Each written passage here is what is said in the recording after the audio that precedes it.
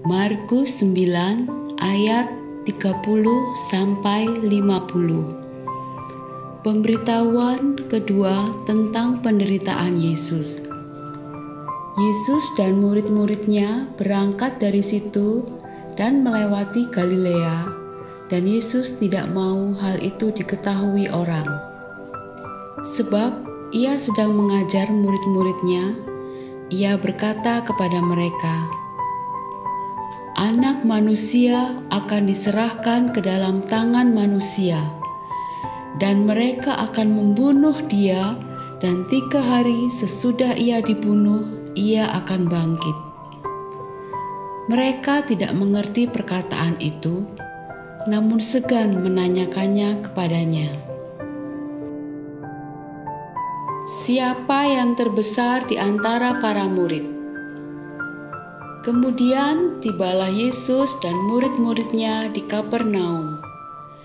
Ketika Yesus sudah di rumah, ia bertanya kepada murid-muridnya, "Apa yang kamu perbincangkan tadi di tengah jalan?"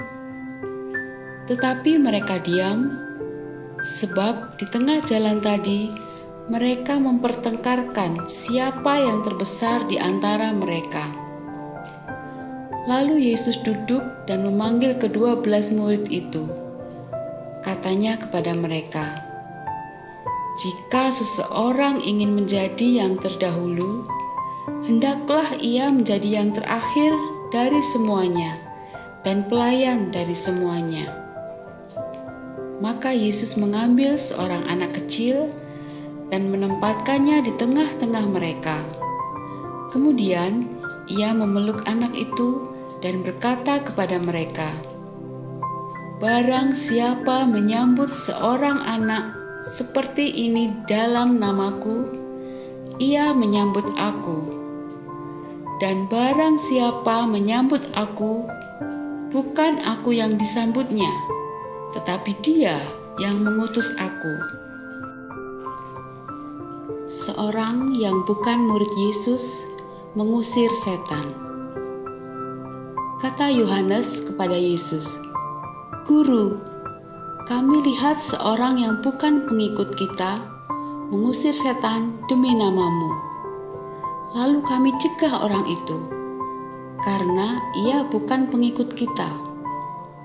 Tetapi kata Yesus, "Jangan kamu cegah dia, sebab tidak seorang pun yang telah mengadakan mujizat demi namaku dapat seketika itu juga mengumpat aku.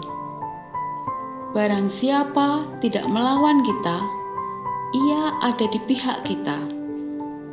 Aku berkata kepadamu, sesungguhnya barang siapa memberi kamu minum secangkir air oleh karena kamu adalah pengikut Kristus, ia tidak akan kehilangan upahnya.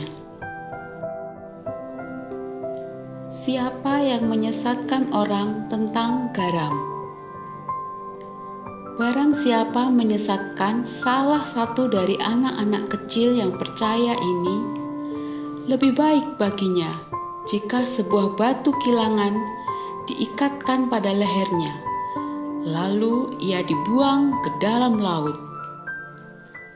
Dan jika tanganmu menyesatkan engkau, penggalah, karena lebih baik engkau masuk ke dalam hidup dengan tangan kudung daripada dengan utuh kedua tanganmu dibuang ke dalam neraka, ke dalam api yang tak terpadamkan.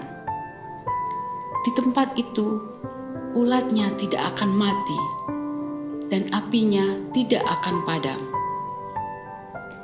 Dan jika kakimu menyesatkan engkau, penggalah, karena lebih baik engkau masuk ke dalam hidup dengan timpang daripada dengan utuh kedua kakimu dicampakkan ke dalam neraka.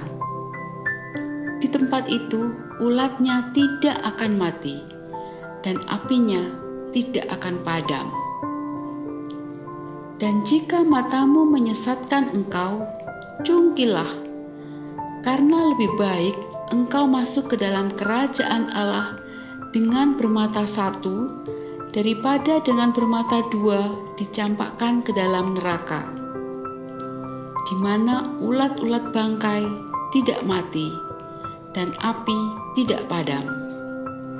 Karena setiap orang akan digarami dengan api. Garam memang baik, tetapi jika garam menjadi hambar, dengan apakah kamu mengasinkannya? Hendaklah kamu selalu mempunyai garam dalam dirimu dan selalu hidup berdamai yang seorang dengan yang lain.